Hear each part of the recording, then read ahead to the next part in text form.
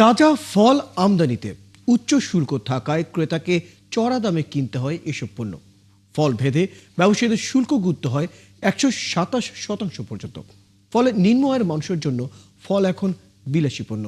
তাই রমজানকে সামনে রেখে অত্যাবশ্যকীয় পণ্য বিবেচনায় শুল্ক কমানোর সুপারিশ করেছে ইনবিআরকে চিঠি দিয়েছে ট্যারিফ কমিশন। আরও জানাচ্ছেন মইনুল হাসান।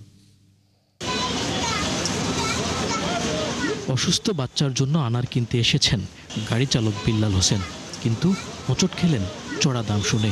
তবু সন্তান আর সামর্থ্যের মাঝখানে দাঁড়িয়ে কিনতে পারলেন একটি মাত্র ফল। আমার কখনো ইচ্ছা হলেও এটা আমি খেতে পারি না, কোনো সময় আগ্রহ জন্মায় না, কারণ জন্মানো এটার দাম অনেক বেশি, এই জন্য জন্মায় না। বাচ্চার জন্য নিয়ে যাই, এটা হলো সবচেয়ে বাচ্চা খাইলে আমি খাচ্ছি, কারণ আমার দরকার আমার বাচ্চার সুস্থতা।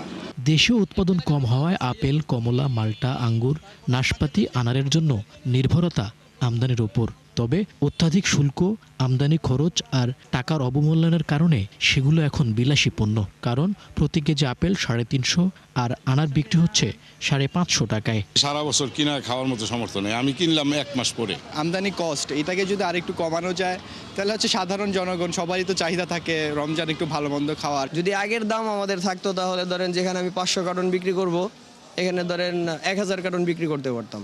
Bangladesh trade and tariff commission বলছে আপেল আমদানিতে বর্তমান মোট শুল্ক 122%, যদিও 4 বছর আগে তা ছিল 90%, আর আনারের ক্ষেত্রে 127%। ফলে এসব তাজা ফলের আমদানি কমেছে উল্লেখযোগ্য পরিমাণে। এত শুল্কর কারণে যেটা গত 20 থেকে 21 ডাবল হয়ে গেছে, প্রাইসও ডাবল হয়ে গেছে। এখন একজন সাধারণ মানুষ, একজন রিক্সাওয়ালা, একজন নিম্নমধ্যবিত্ত মানুষ তারা তার বাচ্চার জন্য ফল কিনতে পারতেছে। বাংলাদেশে আপনার সমস্ত ফল যা উৎপাদিত হয় 30 থেকে 35% টোটাল চাহিদার উৎপাদন হয়। বাকি 60 থেকে 70% ফ্রুটস আমাদেরকে বাইরের থেকে আমদানি করতে হয়। সেক্ষেত্রে সরকারকে এখানে বিশেষ নজর দেওয়া উচিত শুল্কর ক্ষেত্রে, এবং বিশেষ নজর দেওয়া উচিত সাধারণ মানুষের কথা চিন্তা করে।